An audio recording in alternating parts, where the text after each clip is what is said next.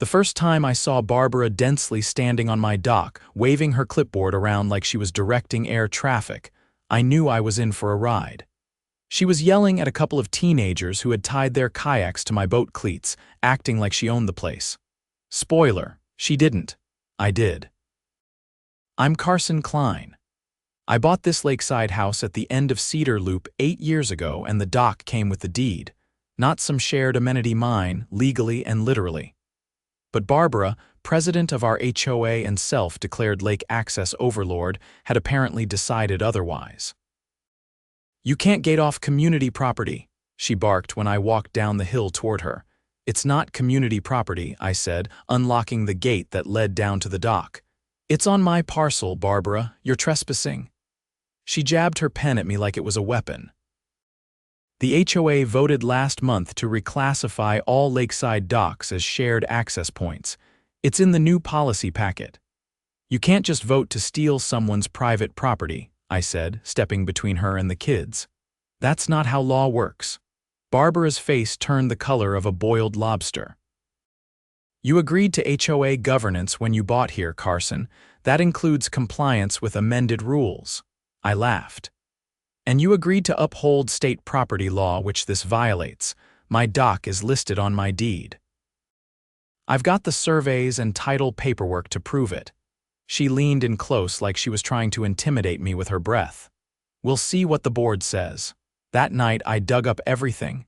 The deed, the parcel map, the original purchase agreement. I even found the old surveyor's sketch with my dock clearly within my boundary lines. It wasn't even close. The next morning, I installed a 6-foot aluminum gate right at the foot of the slope, complete with a lock and a bold white sign. "Private dock access by permission only." By dusk, Barbara was back. This time with 2 other board members, Rick and Tanya, trailing behind her like ducklings.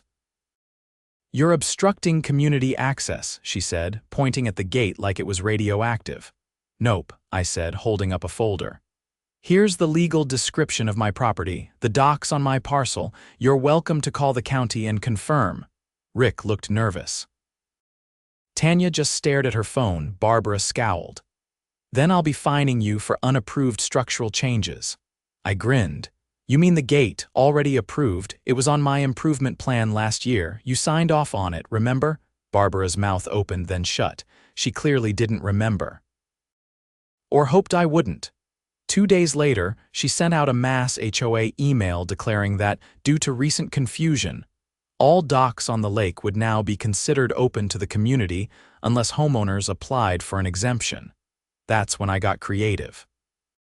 I printed 100 laminated boat passes that said Authorized Dock User Kline Property, slapped a $500 price tag on each, and sold out within a week. Every single one. People were sick of the HOA too, and they'd rather pay me than deal with Barbara's tantrums.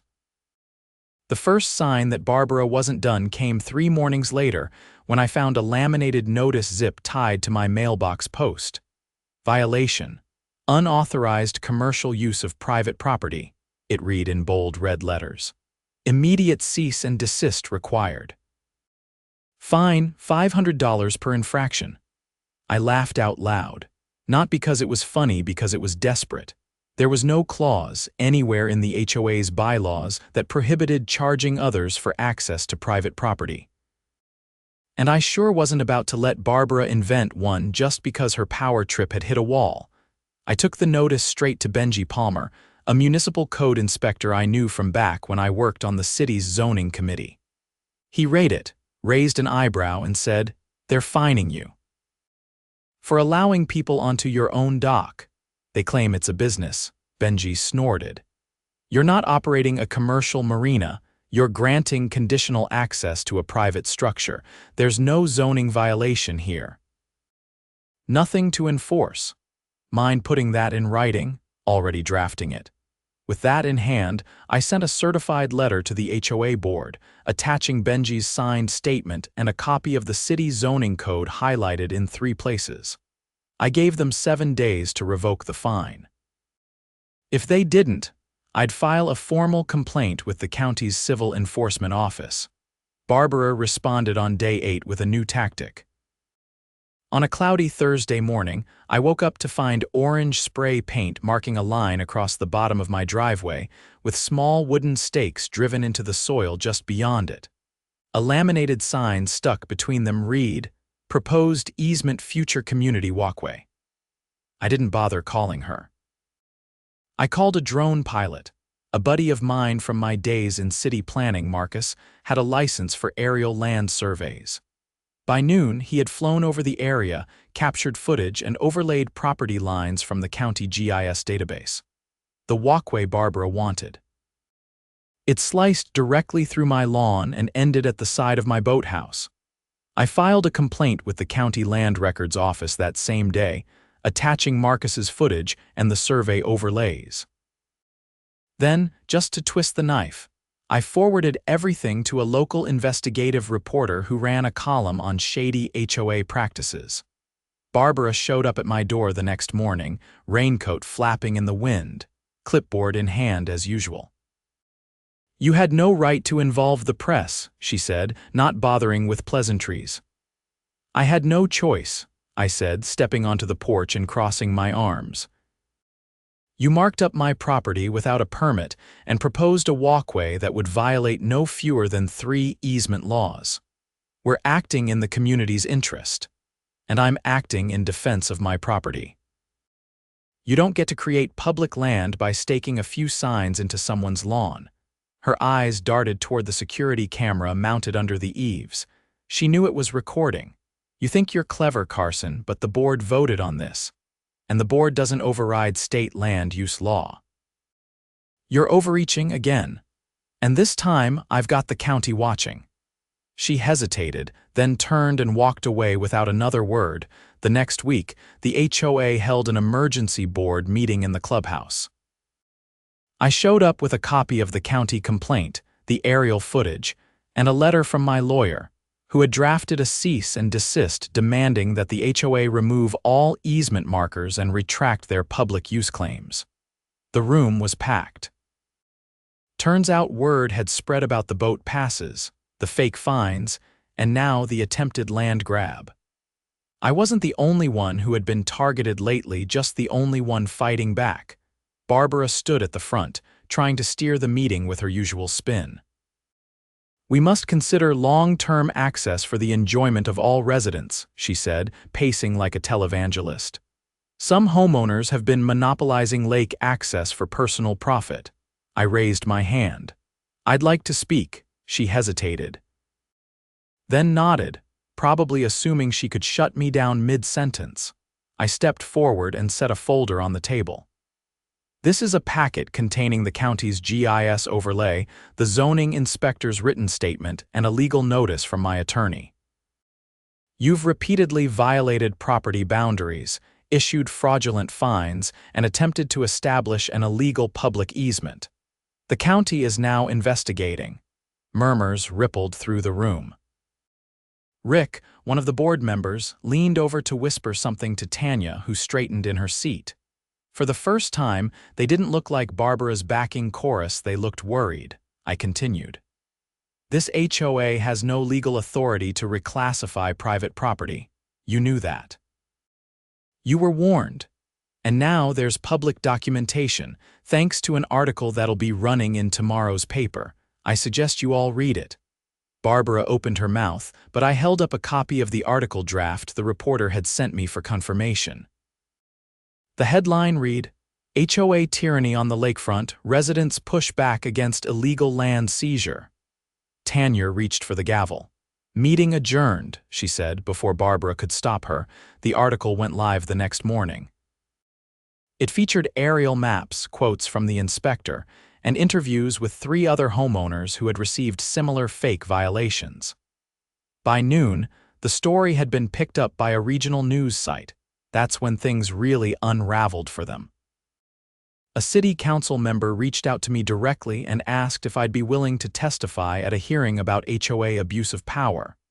I said yes. 2 days later, a notice went out from the county office that a formal audit would be conducted on the HOA's recent votes, fines, and expenditures. Turns out Barbara had been funneling HOA resources toward a private landscaping company owned by her cousin. That wasn't just unethical. That was criminal. The county sheriff's office opened a case. Barbara's house was raided within the week. They seized financial records, HOA meeting minutes, and her personal computer.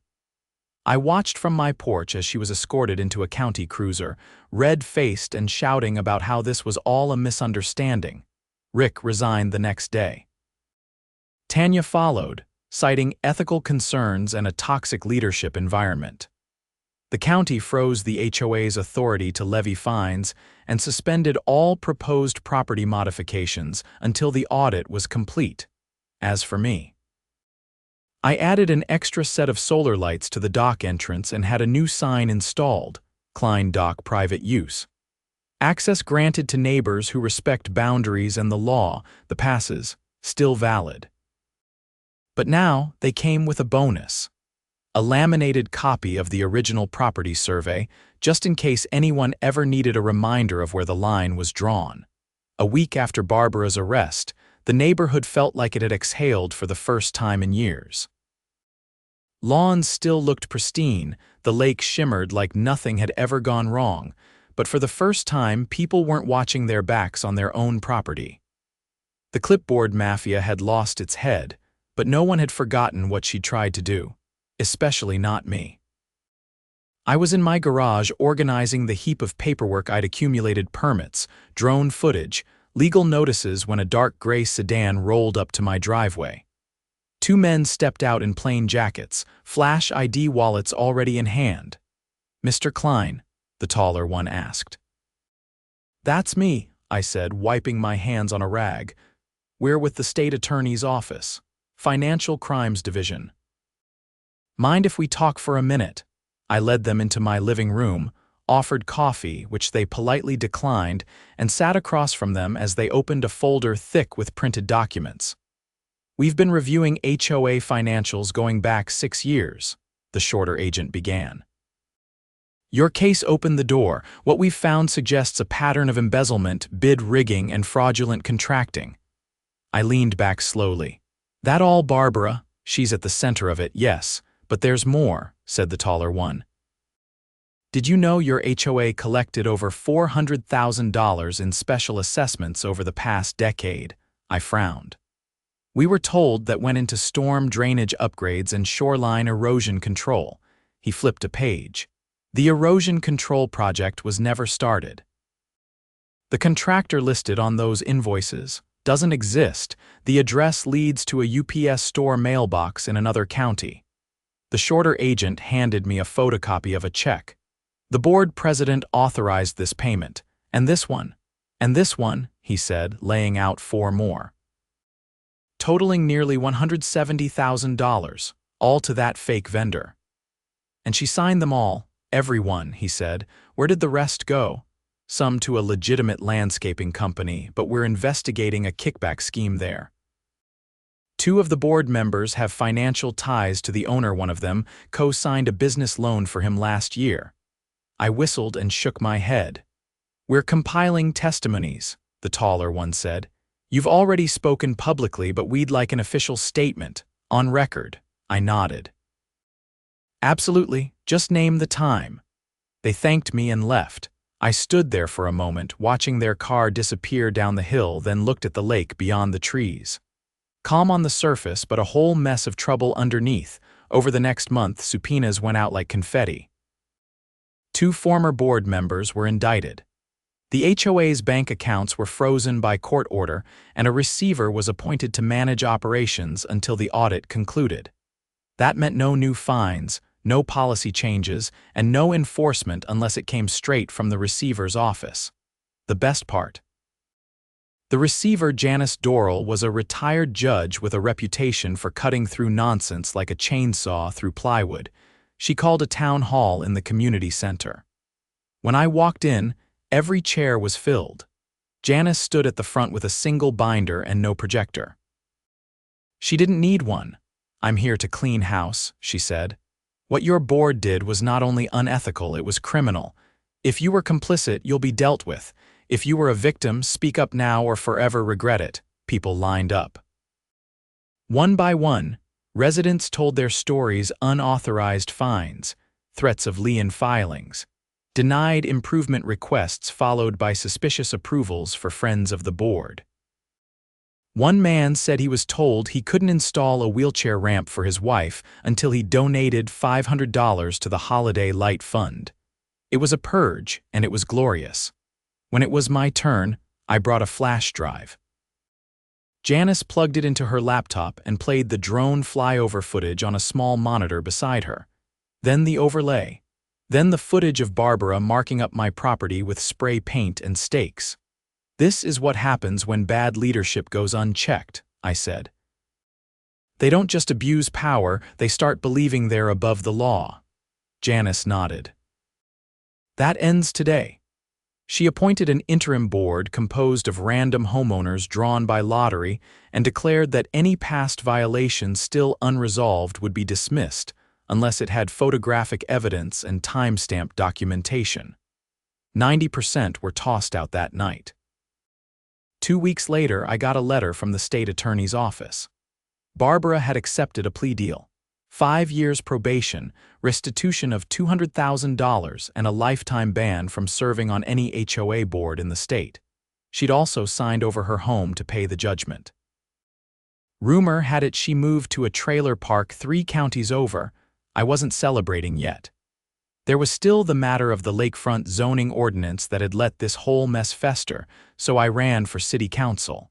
I didn't campaign with flyers or slogans. I hosted barbecues on my dock, opened the yard to neighbors, and told them exactly what I planned to do. Rewrite the municipal code to strip HOAs of any authority over private waterfront access unless explicitly granted by deed. I won in a landslide. At the first council session, I introduced the Waterfront Property Integrity Act. It passed unanimously. From that day forward, no HOA within city limits could touch a dock, levy water access restrictions, or classify lakeside structures as communal unless they were physically built by the HOA and listed in the original community charter. Property lines meant something again. As for the dock passes, I retired them. Instead, I built a community bulletin board at the base of the hill with a chalkboard that said "Today's guests. Welcome," followed by a list of names invited by me or my neighbors, and the gate, still there, still locked at night, but the key hangs on a hook by my back door. Anyone who asks politely gets it. We never saw another clipboard on the dock again.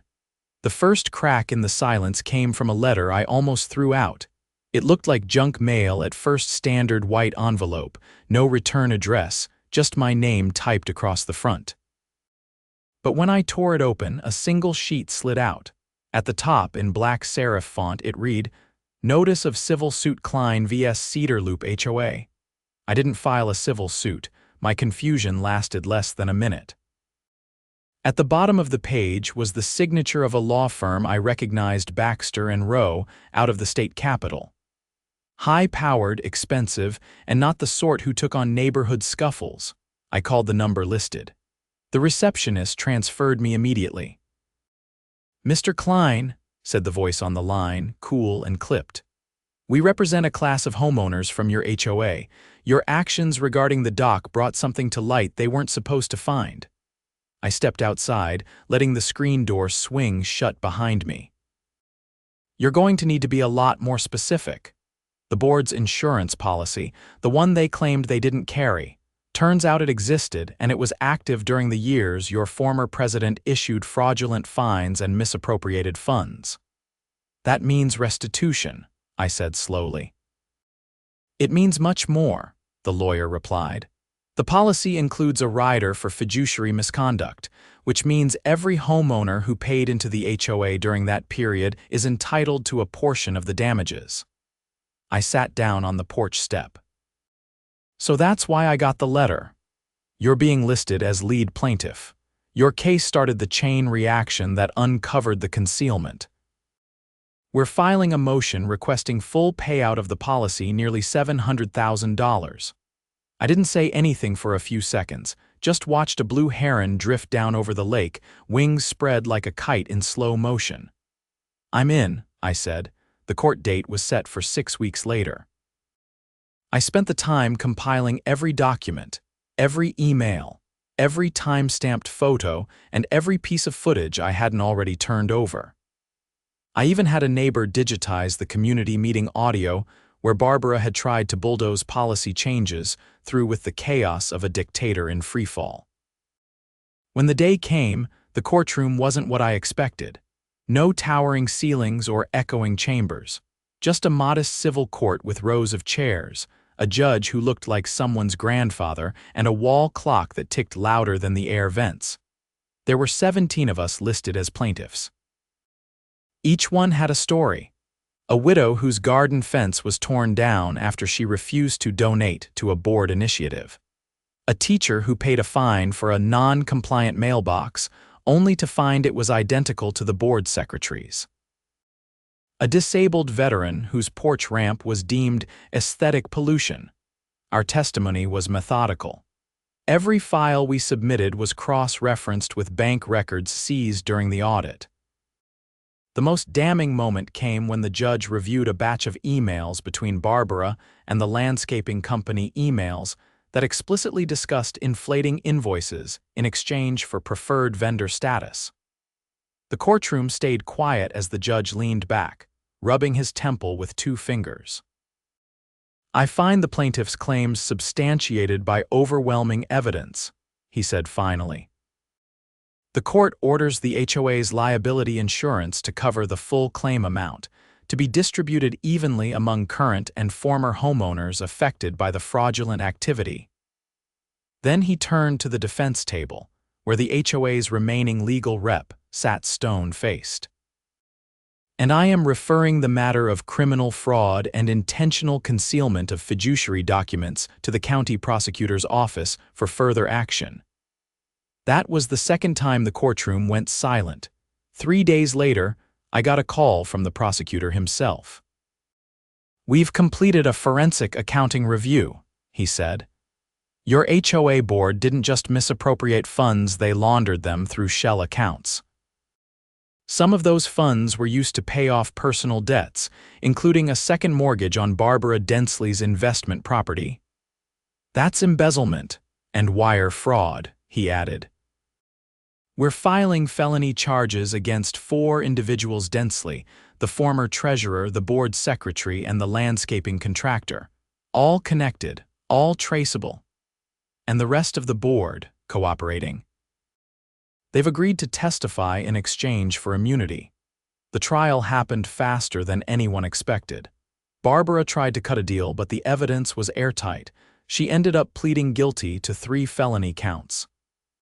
The judge handed down a sentence of 6 years in state prison, with a mandatory minimum of 4. The others received varying sentences: probation for the secretary, 2 years for the treasurer, and a suspended sentence for the contractor, who was already under investigation for unrelated tax fraud. The HOA was officially dissolved by court order 2 weeks later. At the final receiver meeting, Janice Dorrell stood up with a folder under her arm and addressed the remaining residents. "You are no longer governed by a homeowners association," she said. "Your properties are now individually managed under standard municipal zoning and code enforcement. You'll receive a full report of the audit and financial restitution within 30 days. People didn't clap. They just looked relieved, like someone had finally cut the strings holding them in place. I walked home with a copy of the dissolution order in my hand and a check in my mailbox for just under $42,000, my share of the settlement. The next day, the gate came off the dock. Not because I was giving up control, but because it no longer needed to be there. Everyone knew the line now. Not one person stepped past it without asking. I turned the dock into more than a platform for boats. I added benches, solar lanterns, and a weatherproof box with fishing gear for kids. I set up a weekend schedule. Families signed up for time slots, and everyone respected the system. One evening, while I was grilling on the back deck, a woman I hadn't seen before approached the slope behind my house. She stopped at the edge, looked down at the dock, and then turned toward me. "I just moved into the old Claiborne place," she said. "Saw the dock and wanted to ask what's the rule here." I walked down and offered her a plate of grilled zucchini. "The rule is, if you ask, you're welcome. Just take care of it like it's your own." She nodded slowly. "That's rare. Not around here anymore." As the sun dipped behind the trees, casting long shadows across the water, a few neighborhood kids ran down the slope, fishing rods in hand. One of them paused when he saw me. "Mr. Kline," he called, "can we use the bait box?" I raised my soda in the air. "Go for it. Just don't catch anything that bites back." Laughter echoed across the lake. It wasn't just about winning anymore. It was about rebuilding. Without fear, without fines, without someone with a pen and a clipboard trying to squeeze the soul out of a community, the HOA was gone. The law had done its job, and the dock had become something more than a battleground. It had become proof that when people stand their ground, even the loudest tyrants can stumble. And sometimes, they fall straight into the lake.